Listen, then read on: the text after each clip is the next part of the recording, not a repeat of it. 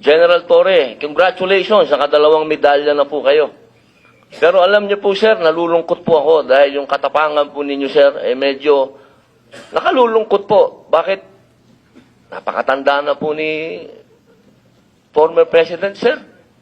Pinupuwersa kami lahat ng mga supporter ni Digong na i-contempt po kayo. Pero hindi po namin ginagawa. Sapagkat ang order, walang order sa amin na ipakontempt kayo. Kung galing lang to kay PRRD o galing kay BP na pakontempt kayo, kukontempt kita, boss. Baka ako pa magsabi na ako hahatak sa'yo. Pero hindi ko ginagawa, boss. Kasi walang order sa amin na gawin sa inyo yan. Senator Robin nagtsatsaga rito, sabi niya, magsasalita din daw siya.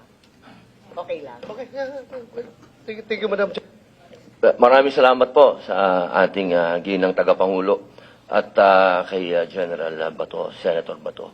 A'udhu billahi minasyaitanir rajim. Bismillahirrahmanirrahim. Alhamdulillah rabbil alamin. Bismillah wassalatu wassalamu ala Rasulillahi. Assalamualaikum warahmatullahi wabarakatuh. Magandang hapon po sa inyong lahat. Pasensya na po, ako po kasi may press con. Kailangan po akong makaalis kaagad. Gusto ko lamang pong iparating sa lahat na wala na po dito si Pangulong Rodrigo Roa Duterte.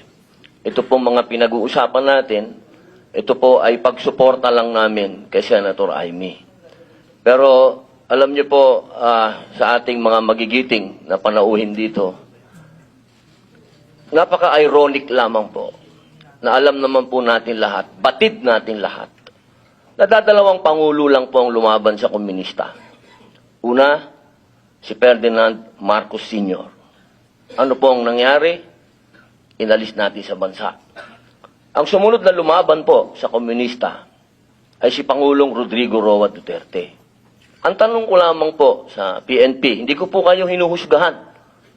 Hindi po ba nyo tinanong man lang sa mga nag-uutos po sa inyo kung bakit natin dadalhin sa The Hague ang ating dating Pangulo na alam naman po natin na buhay ang Communist Party sa Netherlands. Alam naman po natin na hinihingi natin dati na i-transport dito si Joma Sison, dalhin dito sa Pilipinas. Pero nagkabaliktad po, ang tinransport natin ay yung dating Pangulo natin na lumaban sa komunista. Ito lamang po, tanong ko, bilang ako po'y dating rebelde. Hindi ko naman po yan pinagkakaila. Hindi ko po maintindihan kung bakit tayo po ay nag-submit dito sa mga tiga-Netherlands. Alam naman po natin, kahit po itanong ninyo, ako po ay palagi dyan sa Utrecht. Kasama po si Joma. Hindi ko po yan dinideny. Pero nakakagulat lamang po na dinala natin doon ang dating Pangulo. Yung po ba, hindi po ba alam ng PNP na karamihan po sa mga dumadating na pera sa komunista, sa mga terorista, ay galing po sa abroad.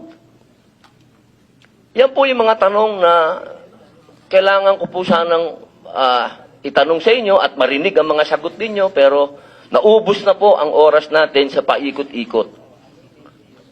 Ako po ay gusto ko pong iparating sa inyo ang kalungkutang napakalalim.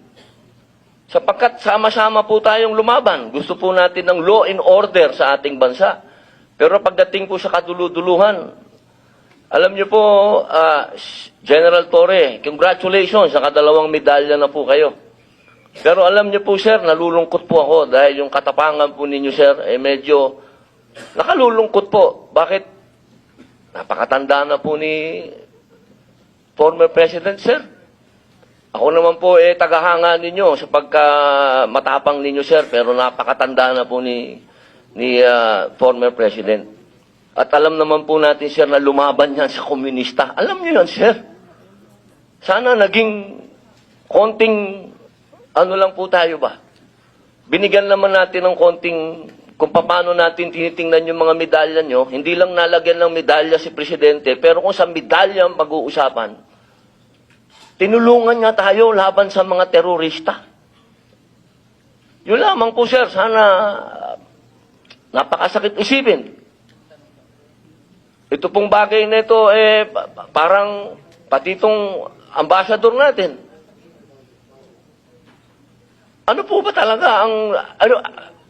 ito po ba talagang operation para may aalis dito ang ating dating Pangulo?